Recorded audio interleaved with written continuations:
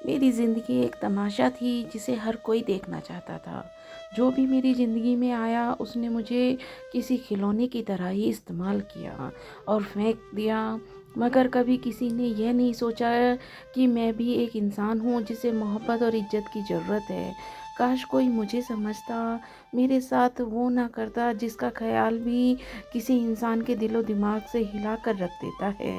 अब तो मैं बस यही चाहती हूँ कि मेरे साथ जो हुआ वह किसी के साथ ना हो। मेरा नाम माया है। मेरा संबंध एक बहुत ही अमीर घराने से था। मेरी माँ एक बहुत मॉडर्न और आज़ाद ख़्याल की औरत थी।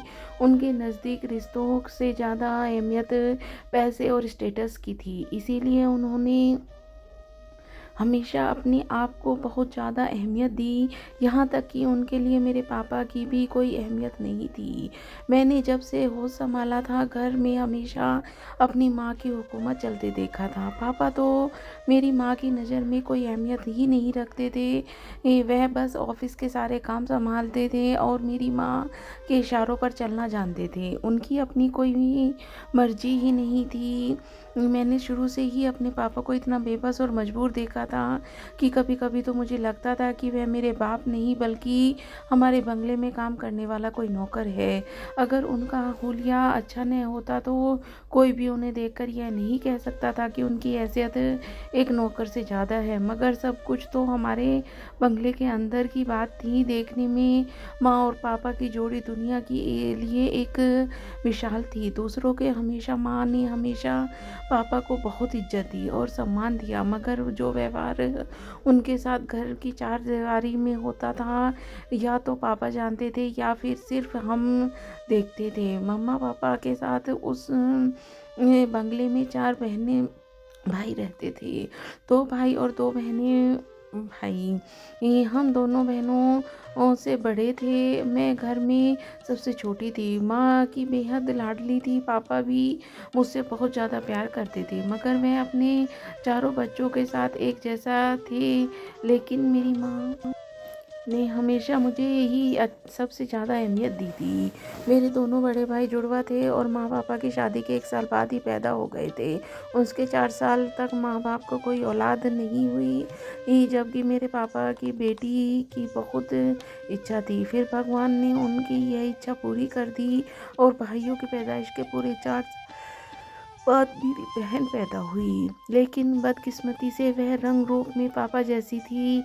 इसी वजह से माँ तो मेरी बहन को अपनी गोद में भी उठाना या नहीं करती थी। उन्होंने तो खैर कभी अपने बेटों को भी नहीं संभाला था, लेकिन कभी-कभी उन्हें प्यार करने के लिए गोद में उठा लिया करती थी। जैसे ही मेरे दोनों भाइयों की पैदाइश हुई थी, दोनों बच्चों को संभालने के लिए माँ ने एक फुल टाइम मेड का इंतज़ाम कर लिया था, जो बच्चों को सारा काम अपनी निगरानी में करवाती और बच्चों को संभालती। वह आया बच्चों को ही देखती थी। मम्मा कभी भी अपने किसी बच्चे को अपने पास नहीं ले आया थी।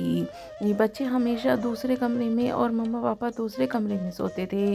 जब मेरी बहन पैदा हुई तो तभी माँ ने यही तरीका अपनाया। मेरी माँ रंग-रूप में बहुत गोरी-चिट्टी और खूबसूरत औरत थी। माँ-बाप की औलाद होने की वजह से मम्मा शुरू से ही अपनी मर्ज़ी की मालकिन थी। कभी किसी के घास नहीं डालती थी, ना ही कभी किसी की मर्ज़ी चलती थी। यहाँ तक कि माँ ने कभी अपने माँ-बाप को पसंद में लाए हुए कपड़े तक नहीं पहने थे। 10वीं करने के बाद मेरी माँ ज़िद करके दूसरे देश में पढ़ाई करने की रट लगा ली। फिर दूसरे देश जाकर ही पढ़ाई की। अपने पापा का बिज़नेस सँभालना चाहती थी, जबकि उनके पापा यानी मेरे नाना शुरू से ही चाहते थे कि उनकी बेटी की शादी ये एक अच्छे इंसान से हो जाए, जो उसका दामाद नहीं बल्कि बेटा बन उनके साथ रहे। मगर माँ को हर बात में अपनी ज़िद और मर्ज़ी चलाने की आदत बना रखी थी। जब दूसरे देश से पढ़ाई करने के बाद मम्मा वापस लौटी तो पापा का बिजनेस ज्वाइन कर लिया। तब मम्मा ने खुद सारी और हठ धर्मी की ज़्यादा बढ़ गई। हालांकि नाना नानी दोनों ही ऐसे नहीं थे, वह बहुत ही नरम तबीयत के मालिक थे, मगर उनकी बेटी यानी माँ न जाने किस पर चली गई थी। एक बात का अफसोस हमेशा मेरी नानी को रहा था कि बेटी की अच्छी परवरिश नहीं कर सके। फिर जब शादी का समय आया तो नाना नानी ने अपनी बेटी के लिए कई सपने देखे थे। जिस तरह का दामाद चाहते थे। उनकी नज़र में एक रिश्ता ऐसा था, मगर माँ ने उनके बताए हुए हर रिश्ते को बड़े आराम से रिजेक्ट कर दिया और अपना फ़ैसला भी सुना दिया कि मैं शादी करूँगी तो सिर्फ़ अपनी मर्ज़ी से करूँगी। जब मुझे कोई अच्छा लगेगा तो मैं आप 2 लोगों को बता दूँगी। यह सुनकर तो नाना-नानी बिल्कुल खामोश हो गए। फिर उन्होंने दोबारा कभी अपनी बेटी की शादी की बात नहीं की। यहाँ तक कि मेरे नाना एक दूसरी यह दुनिया छोड़कर चले गए। उस समय माँ की उम्र 30 साल की रही होगी। मम्मा शादी करने का नाम नहीं ले रही थी। उन्हें तो बिज़नेस के आगे बढ़ने की लत थी। बाकी हर चीज़ को पीछे छोड़कर दूसरी तरफ नानी, नाना के जाने के बाद बेहद ही परेशान होने लगी थी। इकलौती औलाद उनका कहना बिल्कुल नहीं मानती थी। दूसरा, उन्हें यह भी चिंता थी कि उनकी बेटी उनकी ज़िंदगी में ही किसी का हाथ थाम ले, मगर मम्मा को यह सब कुछ कोई भी नहीं समझ सकती थी। फिर ऐसा हुआ कि मम्मा अपने ऑफ़िस में काम करने वाले एक वर्कर से मोहब्बत हो गई। यह मोहब्बत भी शायद माँ की खुदकुशी की जिद का नतीजा थी या फिर कोई सोचा समझा प्लान था, मगर कोई सोच भी नहीं सकता था कि इतनी खूबसूरत, अमीर, मगरूर लड़की को अपने ऑफिस का एक छोटा सा वर्कर पसंद आ जाएगा। पता नहीं यह नसीब का खेल था कि पापा मेरी माँ की ज़िंदगी में आ गए। दरअसल नाना ने अपनी ज़िंदगी में ही एक वसीयत तैयार कर दी थी कि मरने से पहले अपने वकील को यह भी लिख कर दे दिया था कि मरने के बाद वह यह वसीयत मेरी बेटी को दी जाएगी। अगर वह इस पर अमल करेगी तो ठीक, वरना वसीयत में लिखा होगा वह अमल करना ज़रूरी है। तो जब मेरे नाना का देहांत हो गया तो वकील ने जाकर नानी और माँ को सारी वसीयत बता दी। नानी तो इस फैसले से खुश हो गई क्योंकि वह जानती थी कि उनके पति ने कुछ अच्छा ही सोचा होगा, मगर माँ तो जैसे सांप सूंघ गया। मम्मा ने तो वकील से कोई बात नहीं की और ना ही मेरी नानी को, बल्कि अपने आप को 2 दिन तक कमरे में बंद कर लिया। मेरी नानी परेशान ज़रूर थी, मगर उन्हें मालूम था कि माँ के सामने अपना सर फोड़ना बिल्कुल बेकार है, इसीलिए वह खामोश रही। फिर मम्मा ने ऑफिस संभाल लिया, जो कि वह नाना की ज़िंदगी में कहीं संभाल चुकी थी। मगर नाना के जाने के बाद तो उन्हें कारोबार को, घर के मामले की इकलौती मालकिन मेरी माँ बन चुकी थी। नाना के मरने के लगभग 6 महीने बाद मम्मा ने शादी का फैसला किया, जिसके लिए उन्होंने मेरे पापा को चुना। इस बात पर मेरे पापा बहुत ही हैरान थे क्योंकि मेरे नाना के ऑफिस में काम करते हुए मेरे पापा ने संबंध एक गरीब फैमिली से था, जहां वह अपने माँ बाप को, 5 बहनों के भाइयों को ज़िंदगी गुजार रहे थे। मेरे पापा माँ की बड़ी मुश्किल से पापा को पढ़ाया लिखाया था और पढ़ाई लिखाई के बलबूते पर ही मेरी नाना की कंपनी में जॉब शुरू कर दी थी। मेरे पापा बहुत ज़्यादा होशियार और काबिल इंसान थे। एक छोटी सी पोस्ट पर जॉब शुरू करने वाले मेरे पापा बड़ी जल्दी ही कंपनी के बड़े वर्करों में शामिल हो गए थे और अब तो नाना उन्हें मैनेजर भी बनाना चाहते थे, मगर समय ने इतनी मोहलत नहीं दी। मेरे नाना यह दुनिया छोड़कर चले गए थे। मेरे पापा 4-5 साल से ऑफिस में काम कर रहे थे, इसीलिए उनकी आदत और मेहनत को सभी अच्छे से जान थे। पापा बहुत ही कम बात करने वाले इंसान थे और अपने काम से काम रखते थे, बहुत ही मेहनती थे। नाना ने कभी मेरे पापा को मेहनत से जी चुराते हुए नहीं देखा था। बहन भाइयों में चौथे स्थान पर थे, इसीलिए अभी तक उनकी शादी नहीं हुई थी। माँ ने यह देखकर सोच समझ कर ही उनसे शादी की। शादी के दिन माँ ने पापा को अपने ऑफिस में बुलाया, उनकी फैमिली के बारे में पूछा। पापा अपनी बॉस के इन सवालों के पीछे छुपे मकसद को न समझ पाए थे। चुपचाप हर बात का जवाब देते चले गए। फिर माँ ने उनको चौंका दिया जब उनके सामने यह ऑफ़र रखी थी कि मैं आपसे शादी करना चाहती हूँ, मगर मेरी एक छोटी सी शर्त है कि शादी के बाद आपको मेरे साथ ही मेरे घर में शिफ्ट होना पड़ेगा, क्योंकि मेरी माँ अकेली है, मैं उन्हें छोड़कर ससुराल नहीं जा सकती। मेरे पापा का बिजनेस भी बहुत बड़ा नहीं था जो मुझे संभालना है, इसीलिए मैं चाहती हूँ कि आप मेरी ज़िंदगी में आ जाएं और इस ऑफिस और कारोबार को संभाल लें और मेरी मदद करें। यह सब सुनकर पापा का सर चकरा गया, मगर वह बड़ी हिम्मत करके बैठे रहे। फिर उन्होंने अपनी फैमिली के बारे से बात करने के लिए समय मांगा, तो माँ ने बड़ी खुशी से उन्हें समय दे दिया। यह बहुत बड़ी बात थी कि वह अपने माँ बाप भाई बहनों की शादी के बारे में यह बात करें। वह भी इसी तरह की शादी के बारे में कि उन्हें विदा होकर अपनी पत्नी के घर नहीं लाना होगा, बल्कि उसके घर जाना होगा।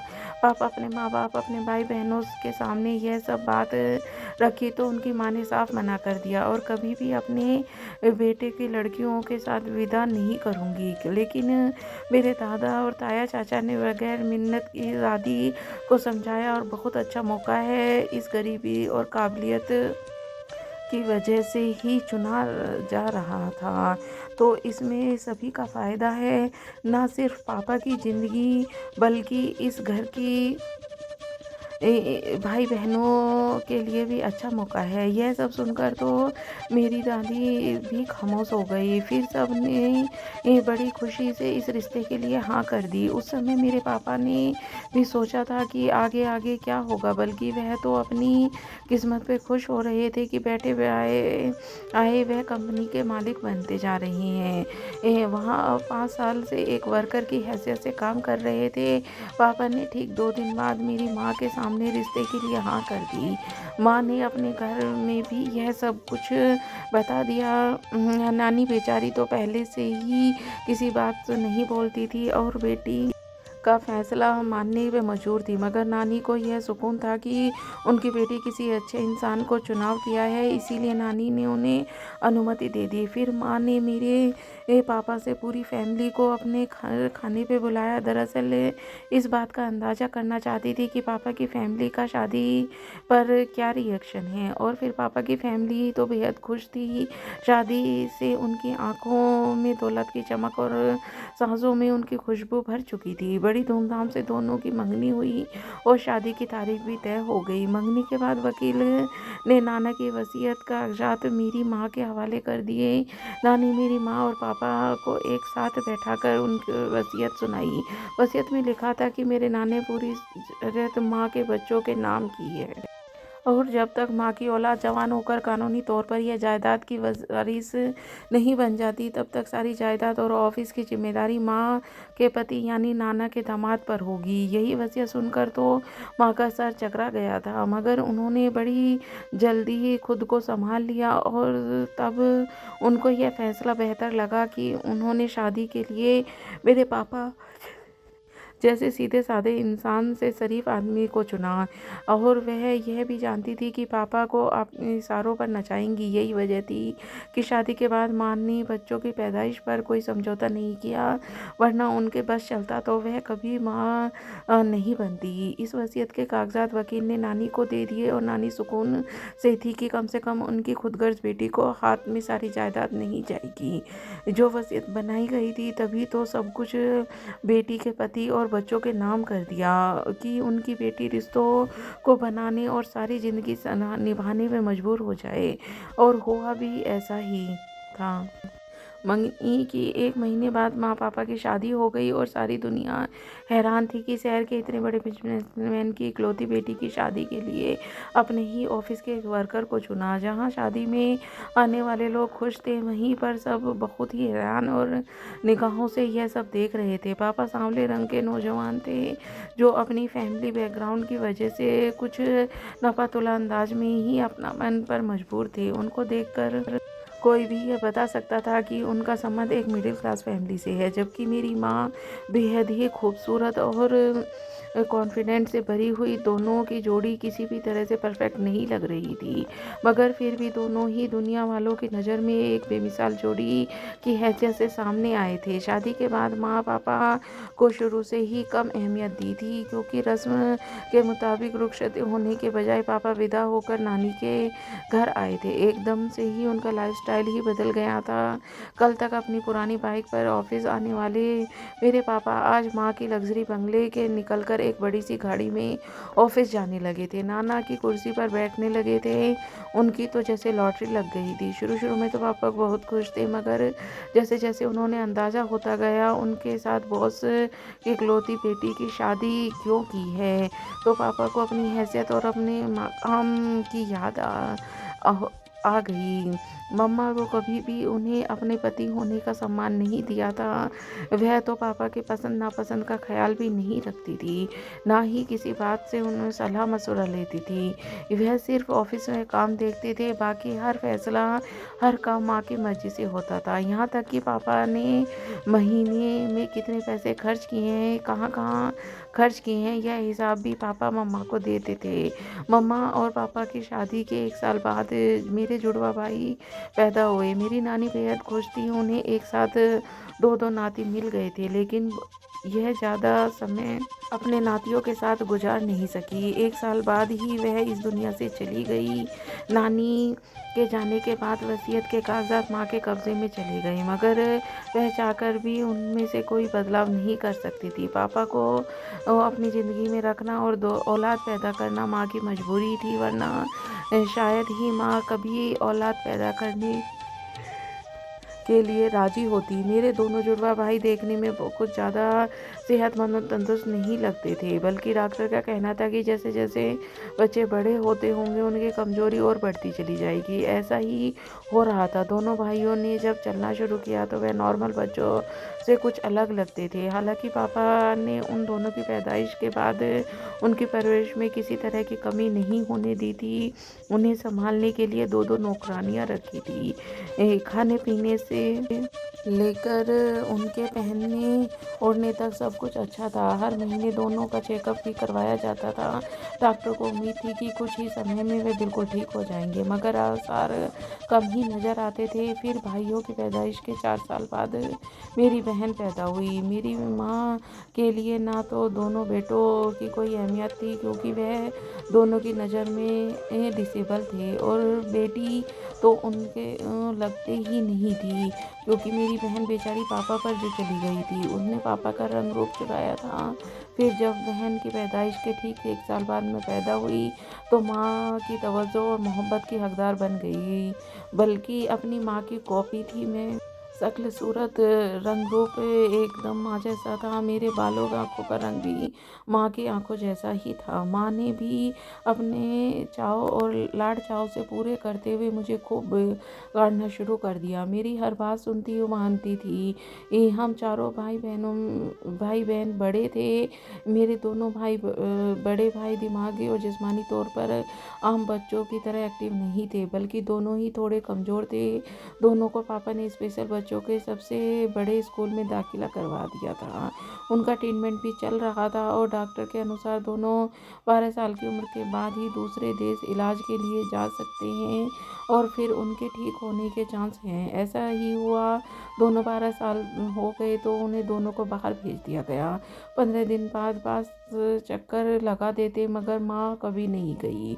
बहुत अच्छी नौकरों की तरह पलने बढ़ने के बावजूद वह बहुत ही लाइक परफेक्ट और होशियार बच्ची थी, क्योंकि मेरे पापा उससे बहुत मोहब्बत करते थे और उस पर बहुत ध्यान देते थे। स्कूल और एकेडमी में उनकी बड़ी तारीफ होती थी। मैं शुरू से ही अपनी माँ की तरह जैसी जिद्दी और मगरूर लड़की थी। अपनी बहन को बिल्कुल भी अच्छा नहीं समझती थी, बल्कि मैं तो स्कूल कॉलेज में भी उन्हें अपनी बहन के बजाय कजिन कहकर इंट्रोड्यूस कराती थी। मैंने शुरू से ही अपनी माँ को जो रूप देखा था, हूबहू उसे ही अपनाया था, और मेरी माँ ने इस बात पर बड़ा गर्व था कि वह देखने में भी और आदतों में भी मैं उनकी कॉपी हूँ। मेरी माँ रोज़ाना पार्टी जाती। मैं जब बड़ी हुई तो मैंने भी ऐसे ही किया। मेरे दोनों भाई बाहर देश में ही थे और वहीं से इलाज भी करवा रहे थे, पढ़ भी रहे थे। मेरी बहन कॉलेज तक पहुंच चुकी थी, और पापा की सारी ज़िंदगी मेरी माँ की हुकूमत के आगे सर झुकाया था। वसीयत के अनुसार माँ की सारी प्रॉपर्टी उनके चारों बच्चों के नाम ट्रांसफ़र हो चुकी थी, मगर अब केयर टेकर की जगह माँ ने पापा की बजाय अपना नाम लिखवाया था। कोई भी चेक या कोई भी ज़रूरी कागजात माँ के साइन के बगैर ऊपर नहीं होते थे। माँ के लिए यही काफ़ी था कि उनके बच्चे और पति कि पूरी प्रॉपर्टी उनके कब्जे में है। दूसरी तरफ जो बिल्कुल भी अपनी माँ जैसी हो गई थी, नई-नई चीज़ों के खरीदना, शॉपिंग करना, पार्टी जाना मेरी हॉबी बन चुकी थी। जैसे-जैसे कॉलेज तक पहुँची मगर पढ़ाई और डिग्री इसकी मुझे कभी भी चिंता नहीं रही थी, क्योंकि मेरा मकसद तो बस अपना पैसा उड़ाना और शो ऑफ करना था। मैंने हमेशा जिस चीज़ की इच्छा की, जिस तरफ आँख उठाई माँ ने वह चीज़ मेरे फ़ौरन दिलवा दी। यहाँ तक कि मेरी बड़ी से बड़ी गलती भी मामा इस तरह छुपा लेती थी कि मैंने जैसे कुछ किया ही ना हो। जैसे-जैसे मैं जवान होती गई सबसे बड़ी गलती कर बैठी। मैंने फ्रेंड सर्कल में बहुत बिगड़ा हुआ था, आवारा लड़के भी उसमें शामिल थे जो बहुत अमीर-अमीर फैमिली से संबंध रखते थे। दिन-रात उनके साथ घूमना-फिरना हमारा रूटीन बन गया था। जब भी पापा मुझे मेरी ड्रेसिंग सेंस में कुछ घूमने-फिरने से रोकते-टोकते तो माँ उन्हें फ़ौरन चुप करवा देती। ऐसा लगता था जैसे खुद पापा ही इन्हें लगी हों। मेरी जोर तबीयत की वजह से पापा ने मुझे कुछ कहना भी छोड़ दिया था। जब मेरी बहन अपनी पढ़ाई पूरी कर चुकी थी तो पापा के साथ ऑफिस जाने लगी, जबकि मेरे दोनों भाई काफ़ी हद तक ठीक हो गए थे और दोनों ने वहीं सेटल हो गए का फैसला किया था और पापा ने उनका पूरा साथ दिया। पापा ने माँ की बात करके अपने फ्रेंड सर्कल में दोनों भाइयों की शादियां करवा दी और उन्हें भी वहाँ भेज दिया।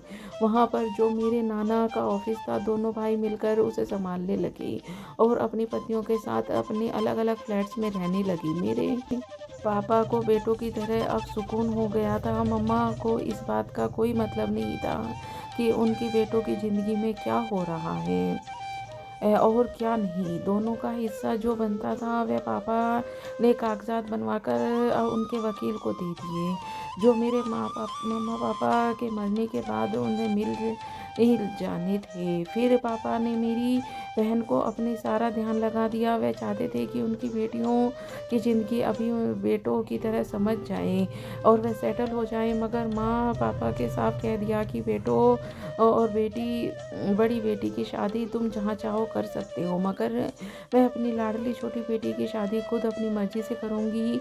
और मैं भी माँ के फैसले पर बड़ी खुश थी, क्योंकि हरगिज़ नहीं चाहती थी कि पापा अपनी सो कॉल्ड गरीब दोस्तों में मेरी शादी करवा दें, क्योंकि पापा ने मेरी बहन के लिए भी अपने किसी बचपन के दोस्त के बेटे को ही चुना था, जो कि डॉक्टर था और इसी शहर में अपने बड़े अस्पताल में जॉब थी।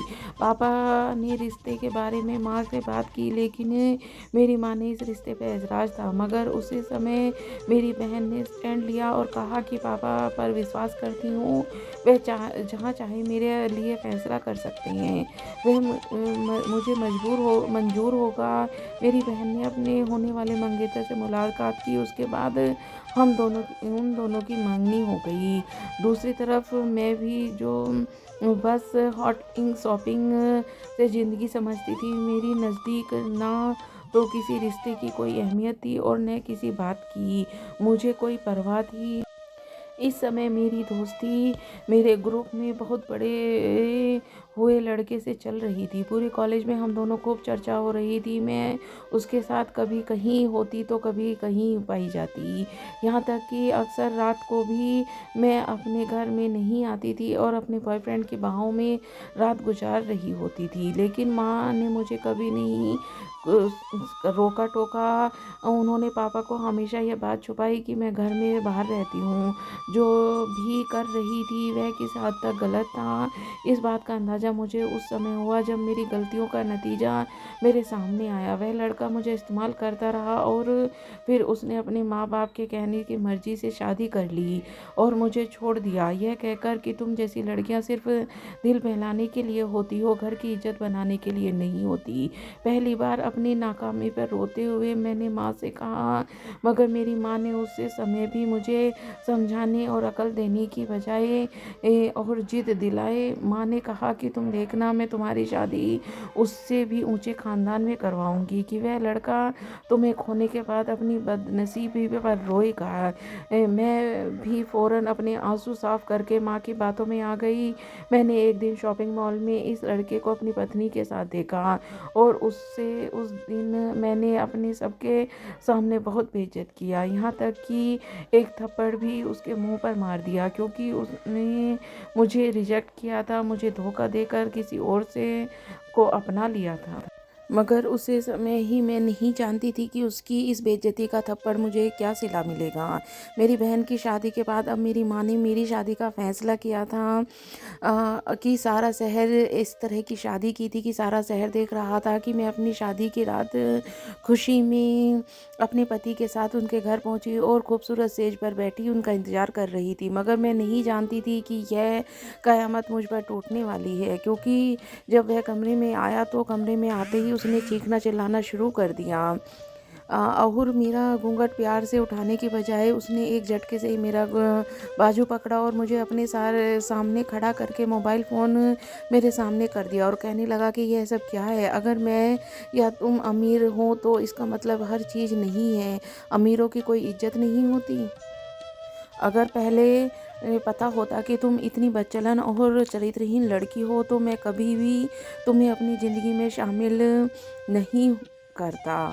और ने यह कहकर उसने मुझे धक्के देकर घर से निकाल दिया और अगले ही दिन तलाक के पेपर भी मेरे घर भिजवा दिए। दुनिया की शायद पहली लड़की थी जिसे शादी के दूसरे दिन ही तलाक मिल गई थी। मैंने रोते हुए अपनी माँ को गले लग गई और माँ ने मेरे पति और किसके साथ मेरे सास ससुर के साथ खूब लड़ाई झगड़ा किया। मेरा दहेज का सामान नौकरों को भिजवाकर माँ ने वापस मंगवा लिया। मुझे तो समझ ही नहीं आ रहा था कि मेरे साथ ये सब क्या हुआ है और आखिर किसने किया है, क्योंकि मोबाइल में ऐसा क्या था मैं तो देख ही नहीं पाई थी।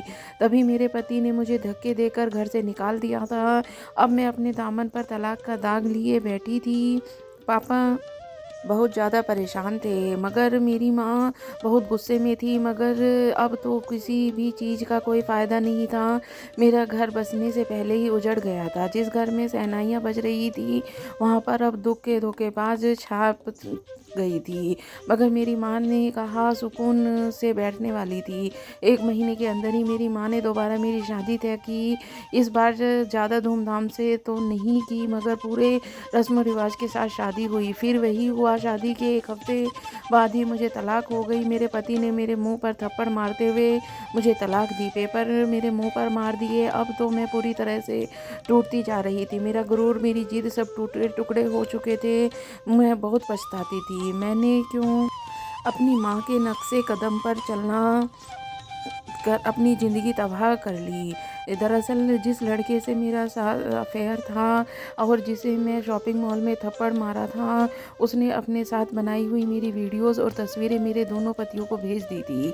जाहिर सी बात है कि मर्द खुद चाहे कितना भी कुछ करता फिरे, मगर अपनी पत्नी के लिए कभी भी ऐसी बात बर्दाश्त नहीं करते। अब तो मैं फ़ैसला कर लिया था कि मैं कभी भी शादी नहीं करूँगी। मैं पापा की बात की और मुझे भी पढ़ने के लिए बाहर भेज दें। उसके बाद मैं अपने बिजनेसमैन से हाथ बताऊंगी। मगर मेरे पापा ने मेरे सर पर बड़े प्यार से हाथ रखा और मुझे प्यार किया और कहने लगे, बाकी बच्चों की तरह तुम भी मेरी औलाद हो और मैं तुम्हारे साथ कभी भी गलत होता हुआ नहीं देख सकता। इसीलिए थोड़ा सा इंतज़ार करो, मुझ पर विश्वास रखो, भगवान ने चाहा तो सब ठीक हो जाएगा। उस दिन पहली बार मुझे पापा पर बहुत प्यार आया था।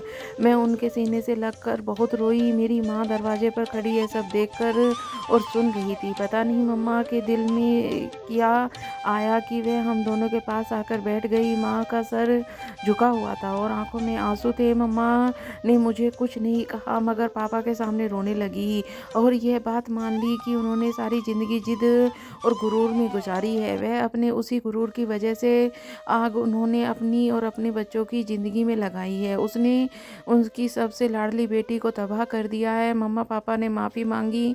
मेरे पापा हमेशा की तरह बड़ी नरमी से बात करते हुए मम्मा को माफ़ कर दिया और यह भी कहा कि मैं आज भी तुम्हारी तुम्हारे साथ खड़ा हूँ और हमेशा खड़ा रहूँगा। उस दिन पहली बार मुझे एहसास हुआ कि हम एक फैमिली हैं।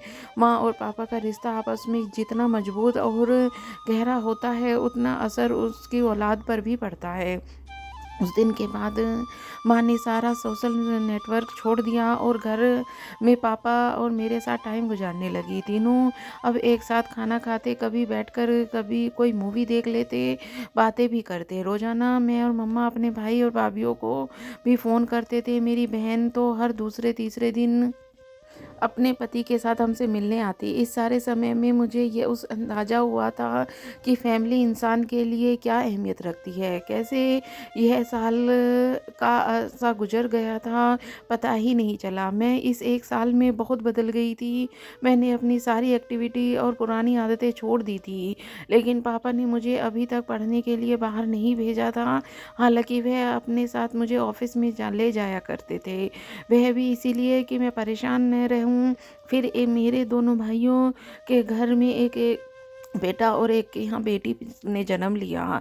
हम सब उनसे मिलने गए। वहाँ वापस आने के बाद पापा ने मेरे सामने एक प्रपोज़ल रख दिया। पापा ने कहने लगे कि लड़का बहुत ही अच्छा है, मेरे जाने वाला है। मैं उसे बिल्कुल भी अपने बेटे की तरह ही मानता हूँ। मुझे विश्वास आ रहा था कि मेरे साथ इतना कुछ हो जाने के बावजूद भी कोई मुझसे शादी करने के लिए तैयार था। पापा ने बताया कि वह एक एमबीबीए एमए करने के बाद एक बड़ी कंपनी में जॉब कर रहा है। बस शादी को लेकर उसकी एक छोटी-सी शर्त है। उसके भैया-भाभी की कुछ ही दिन पहले एक एक्सीडेंट में मौत हुई थी। उनकी 1 साल की भतीजी है जो उसके पास रहती है। उस दिन वह अपने मम्मी-पापा के साथ नहीं गई थी, इसीलिए बच गई। अब कहता है कि उस लड़की से शादी करूँगा जो मेरी भतीजी निशा को अपनाएगी और उसे का प्यार देगी। मेरी भतीजी नहीं, मेरी बेटी है, मैं इसे अपना नाम दूँगा। इसीलिए कोई भी लड़की अरब से शादी नहीं करने के लिए राज़ी थी। लेकिन माया बेटा, मेरा दिल गवाही देता है कि तुम उस बिन माँ की बच्ची को, निशा को माँ का प्यार दोगी और उसे अपना लोगी। अरब बहुत ही अच्छा लड़का है। अगर तुमने उसके दिल में अपनी जगह बना ली तो वह तुम्हें रानियों की तरह रखेगा। मुझे अपने पापा पर पूरा विश्वास था कि मेरे पापा मेरे लिए अच्छा ही करेंगे। इसीलिए मैंने इस रिश्ते के लिए अपनी हाँ दे दी। इस रिश्ते को सुनकर मेरी माँ की आंखों में चमक आ गई। माँ के अंदर आए इतने बड़े बदलाव पर मैं हैरान थी। कहाँ तो मेरी माँ अपनी सगी औलाद की अहमियत नहीं देती थी और कहाँ अब इस बात पर खुश हो रही हैं कि मैं किसी के बच्चे की माँ का प्यार दूँ। मेरी माँ ने मुझे समझाया कि तुम निशा को अपनी बेटी ही समझना। बच्चे तो भगवान का रूप होते हैं। जब तुम अपनी बेटी ही समझोगी तो वह तुम्हें अपनी माँ समझेगी और निशा तुमसे प्यार करेगी। तुम उसे अपने प्यार के सांचे में डाल लेना। मगर मैं अंदर से बहुत ज़्यादा डरी हुई थी। मेरी शादी बहुत सादगी से साथ हो गई थी। शादी की पहली रात आरब ने मुझे बस एक वादा लिया कि निशा को कभी परायापन महसूस मत करना। मरते टाइम मैं अपने भैया को, भाभी को वादा किया है कि निशा को अपनी बेटी बनाकर रखूँगा। मैं भी आराम आराम से वादा किया कि आपको कभी भी कोई शिकायत का नहीं मिलेगी। उस दिन अब के साथ मेरी ज़िंदगी की एक खुशनुमा शुरुआत हुई। शादी के 1 महीना गुजरा था कि मुझे सुकून हो गया कि अब सब कुछ अच्छा हो जा रहा है। मैं अपने घर में बहुत खुश थी। शादी के 3 महीने बाद जब पति को ट्रांसफ़र कंपनी की तरफ से दुबई हुआ तो मैं, निशा भी उनके साथ वहीं पर चली गई और पापा ने हम चारों बहन भाइयों को हमारा हिस्सा दे दिया। हिंदुस्तान में सिर्फ मेरी बहन थी जो हर दूसरे तीसरे दिन माँ के पास चक्कर लगाती थी, क्योंकि मम्मा और पापा 4-4 बच्चों के बावजूद अकेले रह रहे थे। इस वजह से मेरे बड़े भाई ने अपनी फैमिली और माँ पापा के साथ शिफ्ट कर ली। मैं भी पूरी तरह सुकून से हो गई। आज मेरी शादी को काफ़ी साल गुजर गए हैं। भगवान ने मुझे एक प्यारा सा बेटा दिया है। मेरी बेटी निशा और मेरा बेटा शांतनु मेरे लिए सब कुछ है। मेरी जान है। कभी महसूस ही नहीं हुआ कि निशा मेरी बेटी नहीं है। ऐसा लगता है कि मैंने उसे कोख से जन्म दिया है। सच कहते हैं कि दिल साफ हो तो रिश्ता प्यारा होता है। मुझे आरब से मोहब्बत है और उसकी मोहब्बत में मुझे निशा भी उतनी ही मोहब्बत है। निशा तो मुझे बिल्कुल माँ की तरह प्यार करती है, उसे तो पता ही नहीं है कि मैं उसकी सगी माँ नहीं हूँ और ना ही मैंने अरब को आज तक उसे बताया है। उसने अपने पति और अपने बच्चों के साथ खुशहाल ज़िंदगी गुजार रही हूँ, मगर सोचती हूँ कि जो कुछ मेरे साथ हुआ है वह कितना भयानक था। काश कोई भी माँ-बाप अपनी खुदगर्ज़ी और अपने फ़ायदे के लिए अपनों की ज़िंदगियों को दाँव पर ना लगाएँ। तो यही दोस्तों, आपको ये कहानी कैसी लगी मुझे कमेंट करके ज़रूर बताना। मैं ऐसी ही अच्छी-अच्छी कहानियाँ आपके लिए लाती रहूँगी। पूरी कहानी सुनने के लिए आपका बहुत-बहुत धन्यवाद।